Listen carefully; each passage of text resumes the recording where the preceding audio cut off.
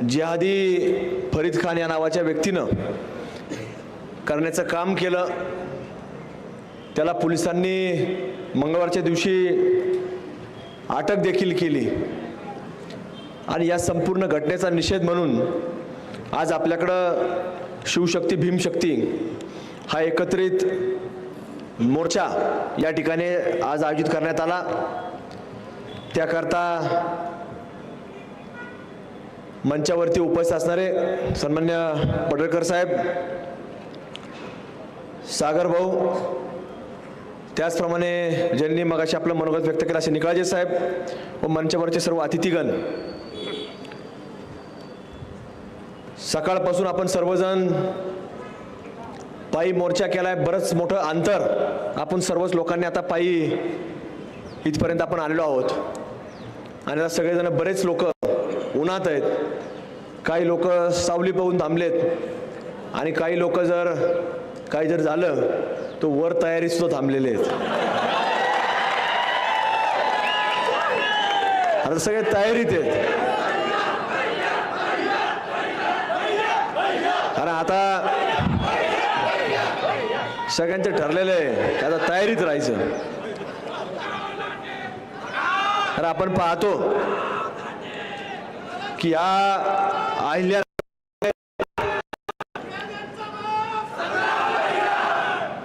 अहिल्यानगरमध्ये आपण पाहतो की नवरात्र उत्सवाच्या कालखंडामध्ये आपण पाहिलं की जाणीवपूर्वक सण उत्सव आला की काहीतरी घुसपाट काढायचं, काहीतरी वेगवेगळे फलक महाराष्ट्रभर देशभर लागले म्हणून सांगितलं। आपल्याला इथं पाहायला मिळालं, हरकत नाही, तुमच्या देवाचं नाव असेल, तुमचं काय नाव टाकत असाल तुम्ही, हरकत नाही, पण त्याच्या खाली जो काय मजकूर होता हा अत्यंत आव्हान देणारा होता आणि या आव्हानाच्या माध्यमातून कुठेतरी समाजामध्ये तेढ निर्माण झाला पाहिजे असा एक प्रयत्न, त्याच्यातनं काही करण्याचा प्रयत्न नवरात्र उत्सवाच्या कालखंडामध्ये झाला। आपण सर्वांनी लोकशाही मार्गाने प्रशासन, मग ते पोलीस असो महानगरपालिका असो, त्यांना आपण सांगण्याचं काम केलं, पण त्यांची सुद्धा हिंमत झाली नाही ते बोर्ड काढायची। आणि आजही आपण जर पाहिलं तर ते बोर्ड फक्त आक्षेपार्ह जे खाचं लिहिलंय तेवढं फक्त काळ्या चिकटपट्ट्या लावून ते झाकून टाकलं, पण ते आजही बोर्ड ते आपल्याला वेगवेगळ्या ठिकाणी पाहायला मिळतं। म्हणून या माध्यमातून त्या दिवशी काहीतरी घटना घडल्यानंतर ज्या व्यक्तीने खाली जमिनीवरती लिहिलेलं होतं नाव, त्या व्यक्तीला 15-20 मिनिटांमध्ये पोलिसांनी ताब्यात घेतलं आणि ताब्यात घेतल्यानंतर आरोपी जर संशयित जो आहे तो ताब्यात असल्यानंतर रस्ता रोको करण्याचं काही कारणच नाही, पण तरी देखील रस्ता रोको केला। जसं त्याला वाटलं की आता इथं गोवंश टाकलेलं होतं, गोवंशी हत्या केली, गोमांस टाकण्यात आलं, मग आपण केलं, त्यांना वाटलं तर आपणही करू। पण आपली मागणी काय होती की आरोपी धरलेला नाही, की आरोपी सापडला पाहिजे। पोलीस प्रशासनाने महानगरपालिकेकडे रिपोर्ट दिला, ते कत्तलखाने पाडायचा ते ठरवून दिलं त्यांनी, कुठले अनधिकृत आहेत त्याचा रिपोर्ट दिला, ते कत्तलखाने पाडण्यात यावे अशी आपली मागणी होती। देखील केली, मनापासून अभिनंदन देखील आहे। मग त्यांना वाटलं की आता ये लोक बैठे आपण भी बैठेंगे, अरे पण येड्यानं 20 मिनिटात ताब्यात घेतला। मग आता तुम्हाला काय पाहिजे? शरिया कायदा, शर्तन से जुदा, लगेच देश संविधानाला मानणार आहे, संशयित आहे, खरं खोटं त्यांनी केलंय का नाही, कुणी केलंय ते पाहावं लागेल, ते कोर्ट चालेल, केस चालेल, न्याय व्यवस्था आहे, न्यायपालिका आहे, ते ठरवतील ना त्याला काय करायचं। म्हणजे यांचं लगेच म्हणणं असतं शरिया कायद्याप्रमाणे काय, शर्तन से जुदा। अरे हा भारत देश आहे, या भारत देशात असं चालत नाही। आणि मग तिथं ही सगळी मागणी करत असताना न ऐकल्यामुळं आपण पाहिलं की पोलिसांनी एकदा, दोनदा, 3 वेळा, 4 वेळा, 10 वेळा विनंती केली, पण ते ऐकत नाही म्हटल्यानंतर त्यांनी पोलिसांना अरेरावी कर, पोलीस प्रेमाने बोलायचे आणि पोलिसांचं काम असतं पहिली प्रेमाने बोलायचं। त्यांना वाटलं हे पोलीस आपल्याला जमावा बघून घाबरले, कारण जमाव होता थोडा, त्यांना वाटलं घाबरले, पण ज्या वेळेला पोलीस प्रशासनाच्या खाकी वर्दीपर्यंत तो हात पोचला तर पोलिसांनी ताबडतोब तिथं पोलिसांनी त्या लोकांची लायकी दाखवण्याचं काम, जागा दाखवण्याचं काम केलं आणि आपण सगळ्यांनी ते व्हिडिओ सोशल मीडियातून पाहिले. आता ते व्हिडिओ फार थोडे आलेत आपल्यापर्यंत, याच्यापेक्षाही भयानक, रात्रीचे परत भयानक आहेत फार. रात्रीचे जे व्हिडिओ आहेत आता ते काय पोलीस बाहेर दाखवू शकत नाही, त्यांच्या मोबाईलमध्ये आहे, ते आपल्यापर्यंत काही आले नाहीत, आम्हालाही दाखवले नाही. पण ते आपल्यातले काही लोक गेले, ते पाहून आले आणि पाहून आल्यावर त्यांनी सांगितलं की असं असं झालं. आणि तुम्हाला सांगतो, अंधारात त्यांना कपडे काढून धोपटलं पोलिसांनी. आणि मग आपल्याला कपडे काढल्यावर कळालं ते डॉबरमॅन आहेत सगळे.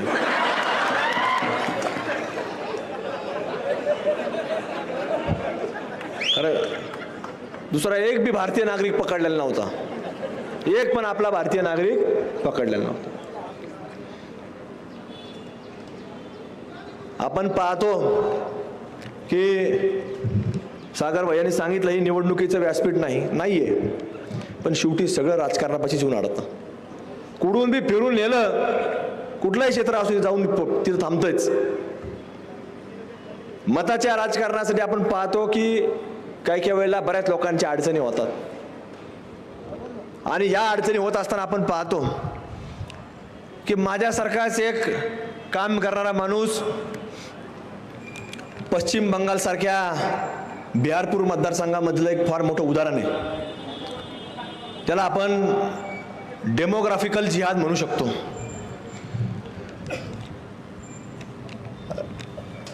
रंजन चौधरी म्हणून त्यांचं नाव आहे. 25 वर्ष त्या माणसाने तिथं तुमच्यासारख्या लोकांनी ज्यावेळेस त्याला काम केलं तर तिथल्या जनतेने त्याला भरभरून मतदान करण्याचं काम केलं. मग त्यांनी रस्ता असेल, पाणी असेल, वीज असेल, चांगलं भारतीय नागरिक घडावेत म्हणून चांगलं दर्जादार शिक्षण असेल, या सगळ्या सुखसुविधा पुरवण्याचं काम केलं.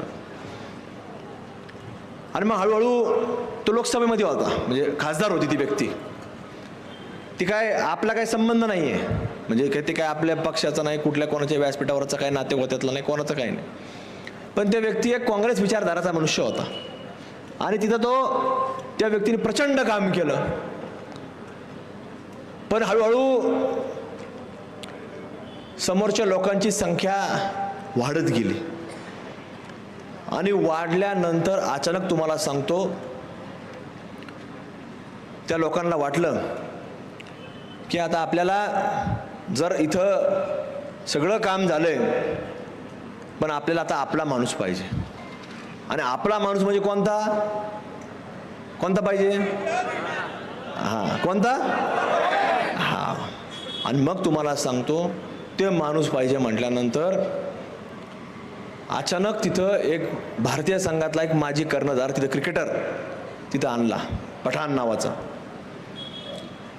आणि ह्या माणसाने ज्याने अहोरात्र काम केलं, 24 तास काम केलं, रस्ते, पाणी, वीज, ITI कॉलेज, पॉलिटेक्निक कॉलेज, चांगलं उच्च शिक्षण देण्याचं काम केलं, त्याला मतं पडले अधीर रंजन चौधरीला 4,39,000 आणि पठाणला पडले 5,24,000. त्या चौधरी साहेबांना तुम्हाला सांगतो यांनी घरी पाठवून दिलं. पण हे चौधरी साहेबांना वाटलं की आपलं प्रचंड काम आहे आणि या कामाच्या माध्यमातून आपल्याला ही लोक कदापि आपली साथ सोडू शकत नाही.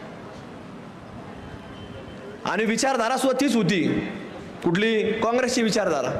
ती काही कुठल्याही प्रकारे कुणी काही वेगळं ते काही करत नाहीत, वेगळं काही बोलत नाहीत. सर्वसमावेशक म्हणून त्यांनी चांगल्या प्रकारे काम केलं. पण शेवटी काय झालं, जेव्हा धर्माचा विषय आला तर त्यांनी काय निवडलं? काम निवडलं का? त्यांनी काय निवडलं? त्यांनी आपला माणूस निवडला, आपल्या धर्माचा माणूस निवडला. म्हणजे ही परिस्थिती आपल्याला इथंच ही पश्चिम बंगालमध्ये पाहायला मिळते. त्याला आपण काय म्हणतो? डेमोग्राफिकल जिहाद. आपल्या महाराष्ट्रामधलं उदाहरण सांगायचं म्हटलं तर मालेगाव देखील एक फार मोठं उदाहरण आहे. तिथं सुद्धा अशीच परिस्थिती आहे की पूर्वी तिथं काँग्रेसचे लोक तिथं निवडून येत होते, पण ज्या वेळेला हळूहळू ती संख्या वाढत गेली, मतदार वाढत गेला, तर तिथं आता कुठला आमदार आहे, कुठल्या पक्षाचा आमदार आहे? MIMचा आमदार आहे.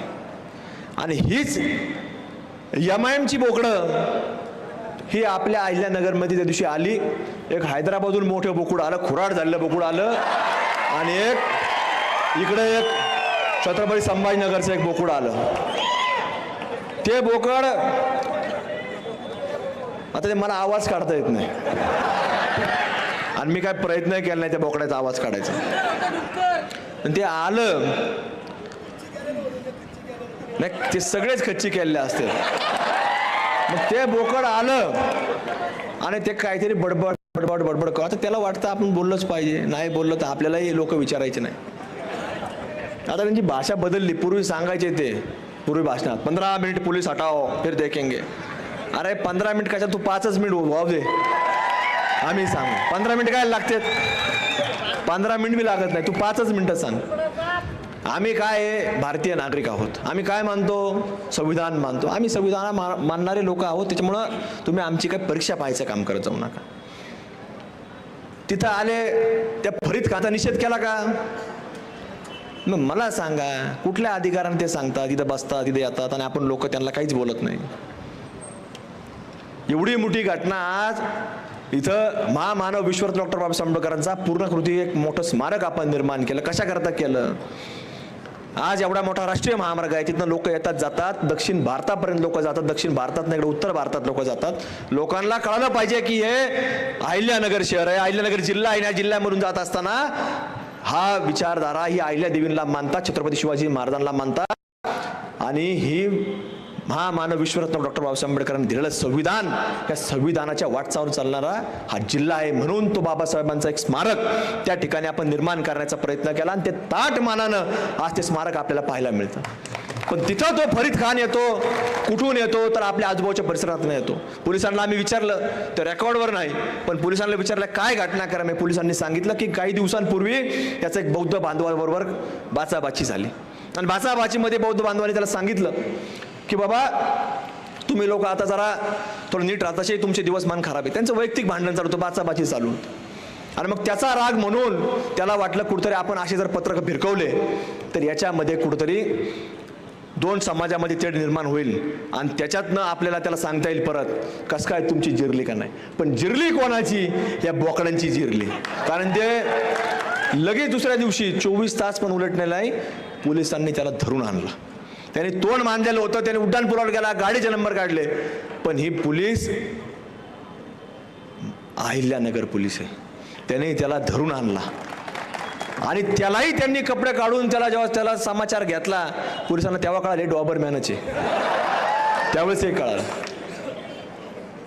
पोलिसांना, त्यावेळेस हे कळालं. मग ओरिजिनल धरलाय बाबा. हे आपल्या लक्षात आलं पाहिजे. हे जे लोक असतात हे आपल्यात कुठेतरी त्या तिथं आपण पाहिलं त्यांचा प्रयत्न काय होता, जय भीम जय भीम. काय संबंध आहे?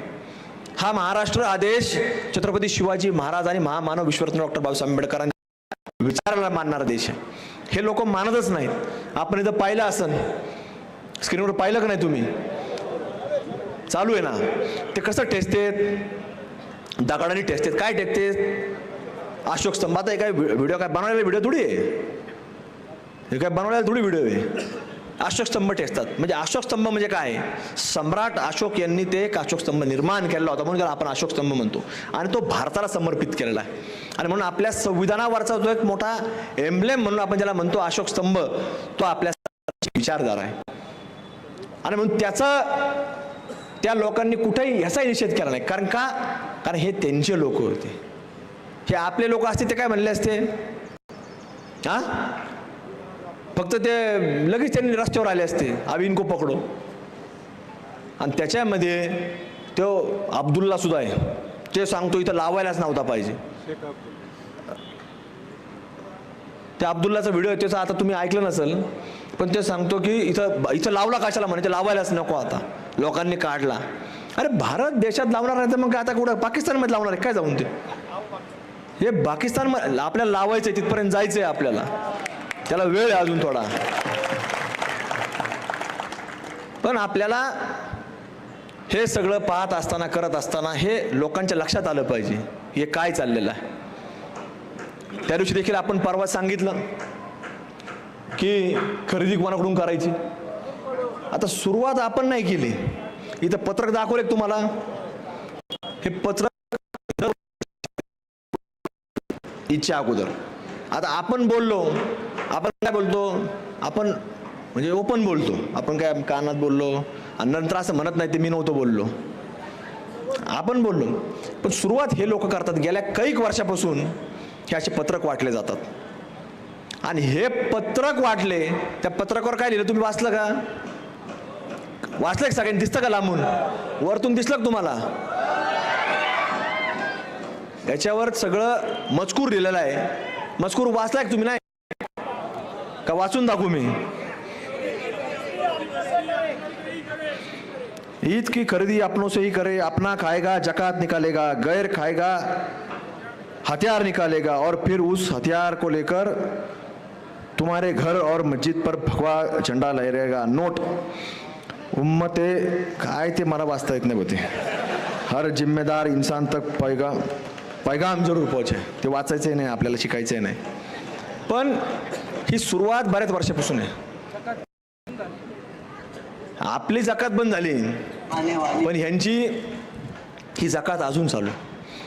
आणि मग या लोकांचं चाललंय. आता हे पत्रक आमच्याकडे पुरुष होते, आम्ही जाऊ द्या समाजात तेढ नको निर्माण व्हायला, जाऊ द्या समाजात तेढ नको निर्माण व्हायला. पण आज हा थांबायला तयार नाही. त्यांच्यातल्या काही जबाबदार लोकांचं त्यात सांगितलं ना, जिम्मेदार लोकांनी पोहोचाय. तर आम्ही त्या जिम्मेदार लोकांना भेटलो त्यावेळेला, त्यांना सांगितलं की तुम्ही थांबवा, असं करू नका, याच्यातनं जातीवाद पसरण्याचं काम होतं. पण ते थांबले का? मग आपण एक वेळा सांगू, 2 वेळा सांगू, 3 वेळा सांगू, आता किती वेळा सांगणार? मग आपणही सांगितलं.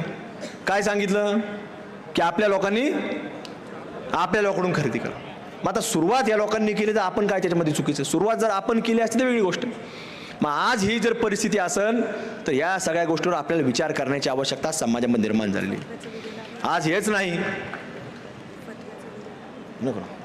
आज हेच नाही तर आपल्याकडं आता गुरुवारच्या दिवशी एक फिर्याद दाखल झाली.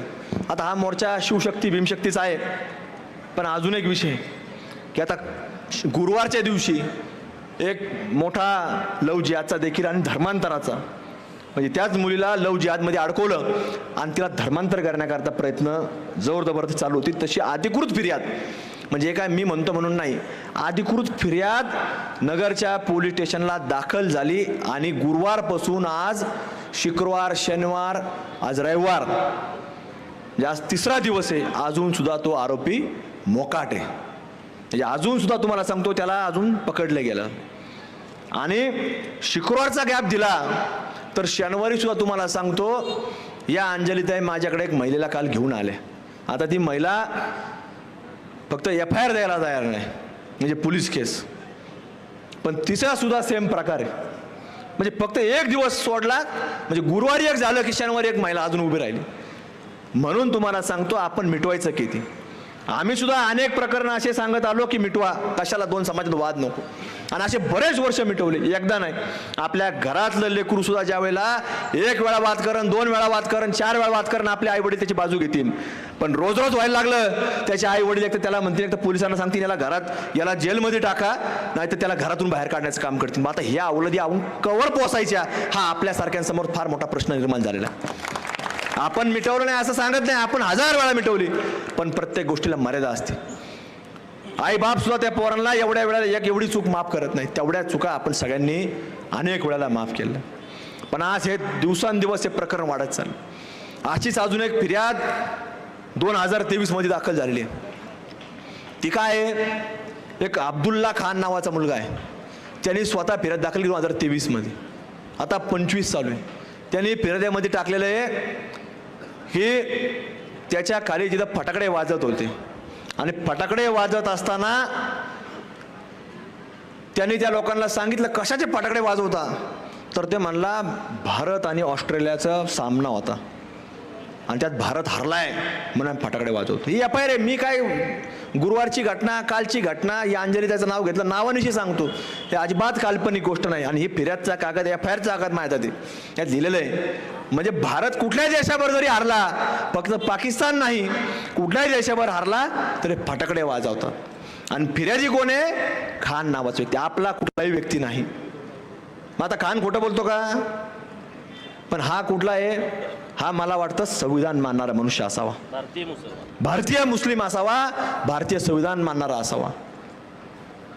म्हणजे हा शरिया कायद्याच्या विरोधातला असावा असं आपल्याला काही समजायला हरकत नाही. म्हणून ही जी लोक आहेत, ही जी पिलावळ आहे, ह्याच्या विरोधामध्ये अत्यंत आपल्याला पुढच्या काळामध्ये आक्रमक आणि पुढच्या काळामध्ये अत्यंत सुरक्षित राहणं गरजेचं आहे. कारण हे लोक नाव बदलून आपल्याशी संपर्क करतात. हे लोक आपल्यामध्ये येत असताना कुठेतरी आपुलकीच्या भावने येत असतात. मी आत्ता पाहिलं की आत्ता काही लोक इथं आजूबाजूला थोडं जरा पूर परिस्थिती झाली, अचानक अतिवृष्टी झाली, नुकसान झालं, तर तिथपर्यंत येऊन पोहोचले की त्या लोकांना आपलंसं दाखवायला. तिथं आपल्यासुद्धा लोकांनी भरपूर मदत केलेली आहे, पण यांनी फक्त दाखवण्याकरता केली. त्यांच्या कुठल्याही प्रकारे प्रलोभनाला बळी न पडता आपण या सगळ्या गोष्टींवरती बारीक विचार केला गेला पाहिजे. आणि आज अशा ज्या घटना घडतायत, जसं पश्चिम बंगालचं सांगितलं, मालेगावचं सांगितलं, या संभाजीनगरमध्ये अनेक केसेस दाखल आहेत. जसं आता सागर भैया तुम्ही याचं नाव काढलं, नगर महापालिकेचं आमच्या, तर तुम्हाला सांगतो छत्रपती संभाजीनगरमध्ये अशीच मोठी संख्या निवडून आली. पण ज्या वेळेला जनरल बोर्ड सुरू होण्याच्या अगोदर तर आम्ही सुद्धा तिथं महापौर म्हणून काम केलं. अनेक लोक या ठिकाणी आहेत, त्यांनी नगरसेवक म्हणून काम करतात. पण ज्या वेळेला तुम्हाला सांगतो की सुरुवातीला जनरल बोर्डच्या आणि शेवटला जेव्हा राष्ट्रगीत चालू होतं, इथं आम्ही पाहिलं, इथले हे लोक उठून बाहेर निघून जातात. इथं उठून बाहेर निघून गेलेत पण आपण समजू शकतो. पण ज्या वेळेला छत्रपती संभाजीनगरच्या सभागृहामध्ये, महानगरपालिकेच्या सभागृहामध्ये त्यांची संख्या ही वाढली, तर ज्या वेळेला राष्ट्रगीत लागलं तर तुम्हाला सांगतो ते मॉबवर बसून खाली फोनवर बोलत बसले. एक सुद्धा त्यातला माणूस उठला नाही. आणि मग आपले लोक जे खरे महामानव डॉक्टर बाबासाहेब आंबेडकर, छत्रपती शिवाजी महाराजांना मानणारे लोक त्या सभागृहात होते, त्यांनी कुठलेही एफ आय आर दाखल करता पुढाकार नाही घेतला. त्यांनी जाग्यावर त्यांना उत्तर देण्याचं काम केलं. तिथं मारामाऱ्या झाल्या सभागृहामध्ये आणि त्यांना जाब विचारला. महिलांनी तिथं महिला सदस्यांनी त्यांना मारलं. हे कधी झालं? संख्या वाढल्यावर झालं. त्यामुळे आपल्याकडे सुद्धा तुम्ही म्हणता आता निवडणुकीचं व्यासपीठ नाही, पण सगळं तिथंच येतंय शेवटी, सगळं तिथंच येतंय शेवटला. म्हणून आपल्याला सुद्धा विचार करण्याची आवश्यकता आहे. आपल्याला राष्ट्रगीत म्हणणारे लोक त्या सभागृहात पाहिजेत का नाही पाहिजे हे सुद्धा आपल्याला ठरवावं लागणार. आणि इथंच नाही, कुठल्याही सभागृहात, ग्रामपंचायतची सभागृह जरी असलं तर तिथं आपल्या विचाराचे लोक पाहिजेत. जो राष्ट्रगीत म्हणतो तो उभा राहतो, जो संविधान मानतो. म्हणून हे सगळं आपल्याला बारकाईने विचार करण्याची आवश्यकता. आता काही दिवसांमध्ये आपल्याला याच्यामध्ये हळूहळू आता बऱ्याच ठिकाणी रिझल्ट पाहायला मिळतोय. आणि निश्चित रूपानं आपण चांगल्या पद्धतीनं जिथं जिथं काही घटना घडल, पहिले प्रत्युत्तर देऊ आणि मग मोर्चा काढू. ही तुम्ही काळजी करू नका. जिथं जिथं काही घडल तिथं प्रत्युत्तर देण्याचं काम केलं जाईल आणि नंतर मोर्चा काढायचं काम करू. आणि आपल्यातलेही 4-2 हात बसले काय फरक नाही पडत. म्हणजे काय आहे, काय अडचण आहे कोणाला? काही चालू असतं. वरचे सांगा, काय अडचण आहे का आपल्याला? ते तयारी त्यांची, पण त्यांची तयारी, सगळ्याची अडचण नाही. इकडच्या लोकांची सगळ्यांची आरवत आहे किती. तुम्हाला सांगतो की आता आपण लोकशाही मानणारे लोक आहे, पण या लोकांनी आपले कुठल्याही प्रकारची प्रतीक्षा पाहू नये की आपण काय करतो. पण आज या फार वेळ आता मी घेत नाही, अजून पडळकर साहेबांनाही बोलायचं आहे. पण निश्चित हा सगळा आज समुदाय जो आपला जमा झालेला आहे, एवढ्या उन्हामध्ये आपण सकाळपासून, म्हणजे अगदी छत्रपती शिवाजी महाराजांच्या पुतळ्यापासून तर अगदी महामानव विश्वरत्न डॉक्टर बाबासाहेब आंबेडकर, महात्मा ज्योतिबा फुले आणि असं तात्या टोप्यांच्या पुतळ्याला आपण अभिवादन करून इथपर्यंत आपण आलेलो आहोत. एवढा मोठा पायी एक प्रवास आपण सर्वांनी उन्हामध्ये केलेला आहे आणि बऱ्याच वेळापासून आपण इथं आल्यापासून सुद्धा काही लोक रस्त्यावर बसलेले आहेत. रस्ता सुद्धा प्रचंड खालून गरम आहे. हे लोक बरीच सावली उभे आहेत, काही वर गेले, इकडे बसलेले आहेत. पण तुम्हाला सांगतो, आपण कुठल्याही प्रकारे हे राजकीय व्यासपीठ नाही, राजकीय भाषण नाही, राजकीय मनोगत नाही, पण आपल्या सर्वांना कुठंतरी हा देश सुरक्षित ठेवायचा आहे, हे संविधान सुरक्षित ठेवायचं आहे. आणि हा जसं आपले धर्मग्रंथ आहेत तसं हे संविधान देखील हे धर्मग्रंथ आहे. आणि धर्मग्रंथ लिहिलेलं डॉक्टर बाबासाहेब आंबेडकर सुद्धा आपल्याला देवारूपीच आहे. आणि म्हणून त्यांचा आदर सन्मान, जर कुणी अवमान करत असेल तर त्याला धडा शिकवण्याचं काम देखील आपल्याला सर्वांना एकत्रित राहून करायचं आहे. आणि म्हणून आता हा एक शिवशक्ती भीमशक्ती हा एक पायी मोर्चा जो आपण आयोजित केला, त्यामध्ये आपण सर्वजण मोठ्या संख्येने उपस्थित झालात आणि बऱ्याच वेळापासून या ठिकाणी आपण उन्हामध्ये थांबलात, बसलात, त्याबद्दल आपले या ठिकाणी मी अंतःकरणापासून आभार व्यक्त करतो आणि थांबतो. धन्यवाद. जय हिंद, जय श्रीराम.